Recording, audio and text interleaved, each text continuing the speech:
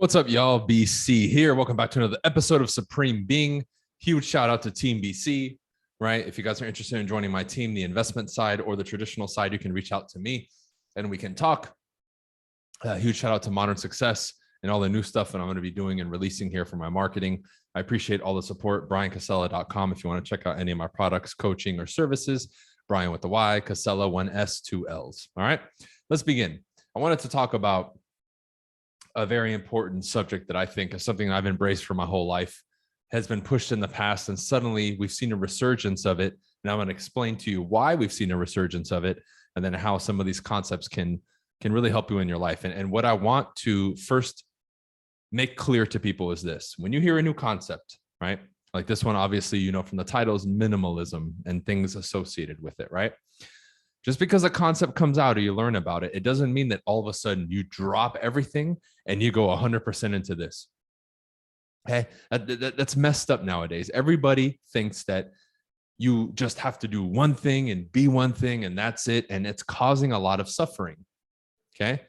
If you look into minimalism, you can practice minimalism without having to live in a box and throw everything away.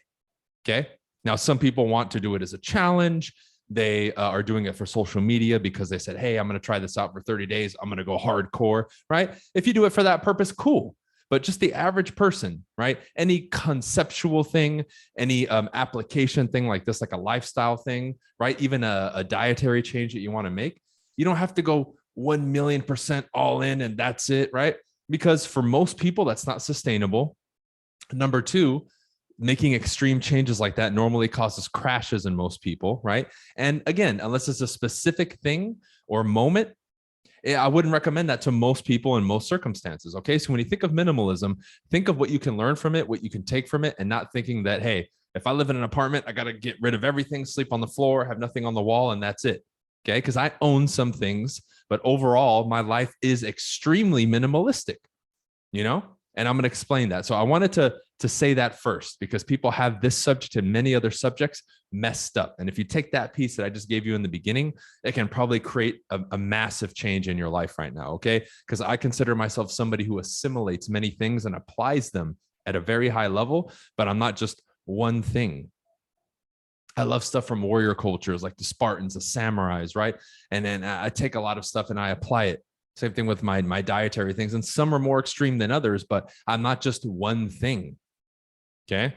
So I want to make that clear. All right. So let's get into minimalism. Why has it had a resurgence? Well, the internet, number one, has been spreading a lot of information. It's readily accessible to most people on the planet, right? I think the majority of the planet at this point has at least access to the internet. And it allows the free and easy accessibility in most cases, or at very cheap prices, information that once was just in books or reserved for a particular portion of the world map and the world and regions, right, and countries. So that's one piece of it, right? Just the expansiveness of learning about more history, more cultures, and things of that nature. Number two, you know, the last 2 years, or a little bit more now, 2 years and 1 month, 25 months, many people were locked down. Many people were forced out of their jobs. A lot of people lost their earning capability, lost jobs, their businesses closed down, et cetera, et cetera. So they had to, by virtue of all of that and literally being forced into it, are now living and having to live a more, in quotes, minimalistic lifestyle because they don't have the capacity to have more. The people who are barely getting by, barely being able to scrape by on those monthly payments for the cars and the houses and the toys and the vacations and this and that, suddenly couldn't do it anymore. And they had to go without many things. So for some people, they did it and suffered. Other people learned from it, right? Which is another reason people are looking into this. But this is what you need to get from it. A lot of people always ask me and other people who are more established, who not are just established, but exhibit this quality to where we genuinely are not overly attached to things. Like you recently saw, I sold my Porsche, right? I've sold other cars. I bought some other ones. I bought an old classic, a Monte Carlo. If you haven't seen a 1980 Monte Carlo, which is the car from Training Day that Denzel Washington used, right? And I'm going to buy some other classics. I'm really considering right now. I have a lot of offers to sell my old Mark IV Supra. Might sell it. If you're interested, contact me, right? I'm not attached to these things. I can buy any of them, especially if we're talking material things, whenever I want. It's not that big of a deal. But part of my development in that has been this. I know what it's like to have nothing. I'm okay not having these things. And sometimes if I feel like I'm getting attached to something, I will get rid of it just to prove to myself that I'm not attached to it and to demonstrate to the universe or whatever you believe in that I can get rid of this. It's not a problem because I've accumulated a lot of stuff now that I've moved multiple times in the last couple of years. And this last trip going across the country, you realize, man, if we're even just talking material things, there's a lot of stuff. Mentally, you have a lot of junk in your head that you need to get rid of, right? So living and being more of a minimalist in principle, right, is just something I recommend to people because this whole being non-attached, salespeople ask me that all the time. Entrepreneurs help me and ask me that all the time. I can tell you this is one way indirectly to work on that. Okay. You are directly working on it in a way like this, but you're also indirectly working on it in a way. Okay. And you may not have made that connection before, but let me tell you from experience, it works. It's amazing. Okay. I remember when I moved here, I had a very real experience with this and I loved every minute of it. When I first moved last May to Miami, it was like May 15th. We're coming up on the year anniversary, which is crazy to say, right? It was like mid-May, something like that of 2021. You know, I had my stuff picked up a couple of days before I moved. In my mind, everything was going to go smooth. I already found a property. I was in escrow. I'll be in between for a couple of weeks and that's it.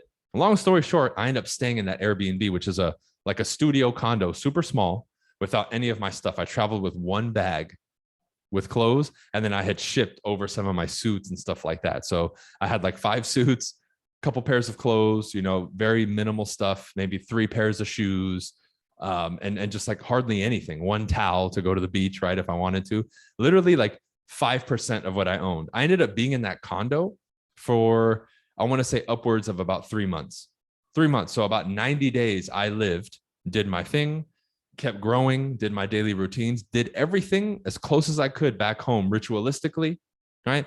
Setting, you know, a new home base here, finding an office, finding my house and doing what I did, still going out, communicating, meeting people, living my life with literally absolutely nothing, being stuck in between and in a position that would stress a lot of people, right? And I did it, no problem. So I literally went with virtually absolutely, because the Airbnb I was in didn't have any of my artwork, any of my stuff. I had my little laptop, right? And that's it. So that was it.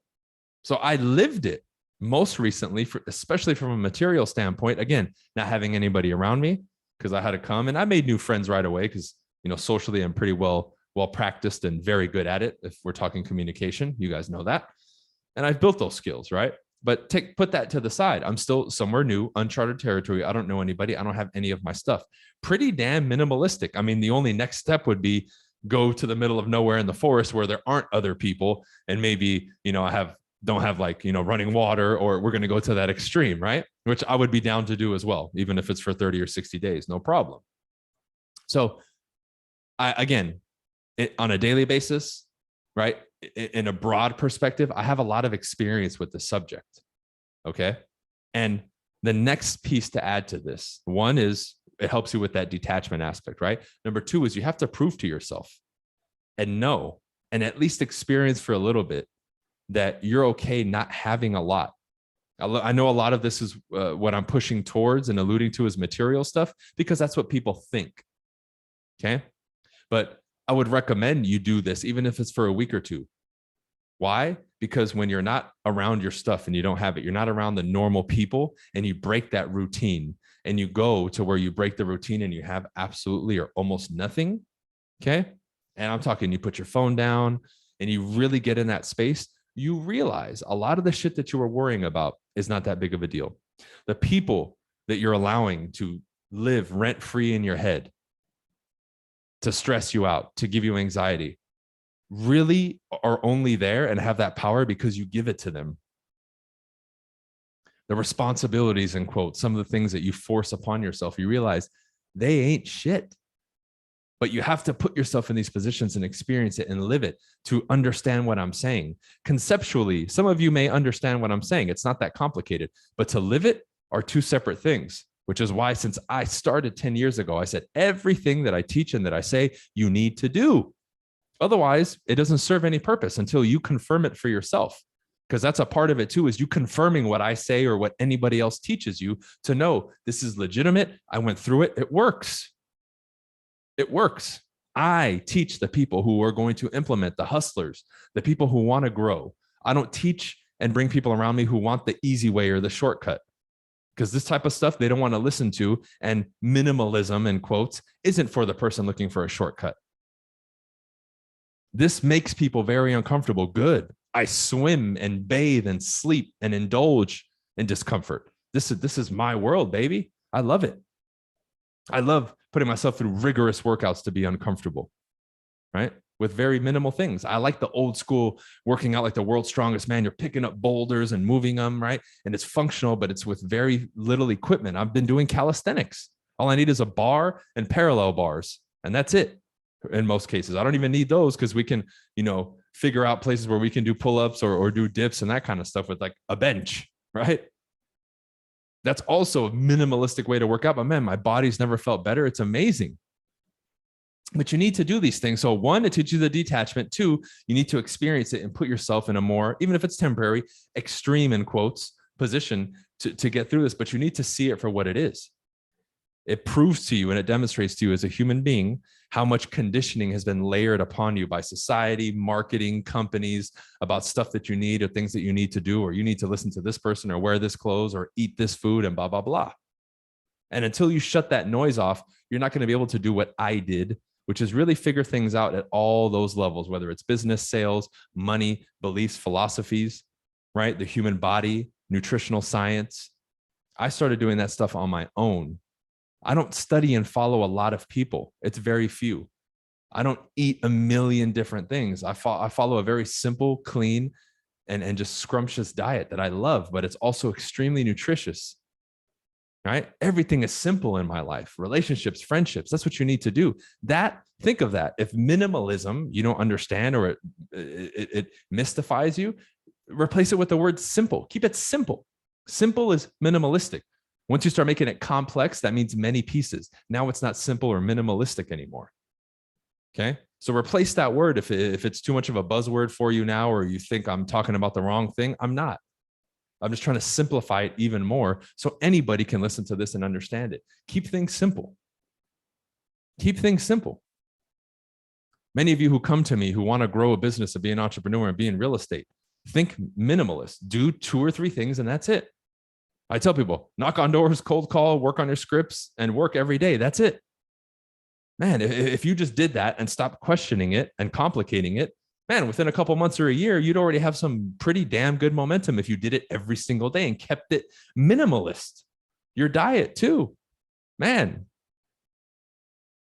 maybe I'm going to share it one day, the list of approved foods that I eat. I mean, even that's only 50, 60 things. And even in my daily life, I probably revolve the same 20, 30 things, but they're good. I don't have these crazy cravings for other things. It's great. And I've never looked or felt better than I am right now. And I'm turning 36 in 2 months. This is awesome. But everything, dude, is minimal. Okay. Now, once you've experienced it, you started doing some of the stuff. Now you want to take it to the extreme and throw a million things into your life. Go for it. But at least you've done the experience and you know what it's really like to be minimalist. And guess what? I guarantee you, once you do it, you're going to come back to it. Right. This is why, even though I'm making more money than ever, I'm not feeling forced to show Lamborghinis and cars, man. I just wired $100,000. I'm going to post this picture on social media to buy another piece of property. I've been in Florida for less than a year. I've already purchased 3 pieces of real estate in less than a year. And I'm investing in other things too. I'm about to buy a boat, jet skis, make money off tourism. I mean, I'm taking it to the next level with this stuff. But you look at me, my hair's long, right? I'm doing my thing and speaking of stuff, but to other people, oh man, he moved and he's selling his stuff. He's going broke. Quite the opposite, actually. February of this year was my biggest month ever. I made multiple 6 figures that month, over $200,000. I'm not going to tell you exactly how much I made. I share that with the people close to me, but in that month, I made over $200,000. A lot of people that claim to make all this money don't make half of that or less than that a month. Yet to many people who watch, they would think those people make more money than me because they fake the funk and flashy and all that shit. I'm good with the minimalistic stuff. I don't need to stroke my ego. Will I post that stuff every once in a while? Sure.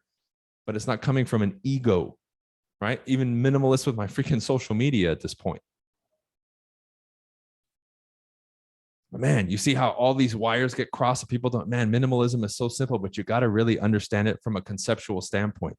Start looking at your life and saying, can I bring in some minimalism to it, and where? And start there, dude. Start there.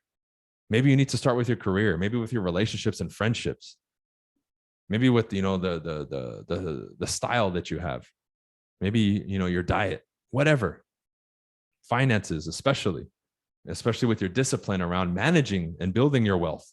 And then, you know, your active income, whatever, you know, keep it minimal. And you'll see how much simpler it is. It'll get the fog out of your mind. It'll make execution easier. It'll make your decision-making process a little simpler. I mean, dude, this has overarching benefits and reach into every area of your life. Ritualistically, rituals that you do every morning or every day, keep those minimal too. Keep it simple. Break it down to 3 or 4, right? The power of 3. Keep it simple, man. Read, cold shower, calisthenics workout. There you go. Boom. That's good enough. Start with that and see how that starts to change. See how easy that is to implement, and then you'll build on it, right? Then it doesn't have to be minimal again forever. But again, understand the concept and get some application and some of this rolling in your life so you can get a taste of what it is that I'm talking about and discussing. But this is why it's become so popular, because again, consciousness has been shifting because of social media. Whether you agree with it or not is irrelevant, because all that information is being spread and people are liking. They're not liking the current state of society. They're looking back at, you know, the whole the old warrior mentality, you know, stoicism, ancient philosophy, and they're like, man, we want to keep stuff simple like that. We want to try it, right? I want to get away from all the materialistic stuff and all the bing bang flash, right? Because when COVID hit, you saw all the posers immediately disappear because they couldn't fake the funk anymore.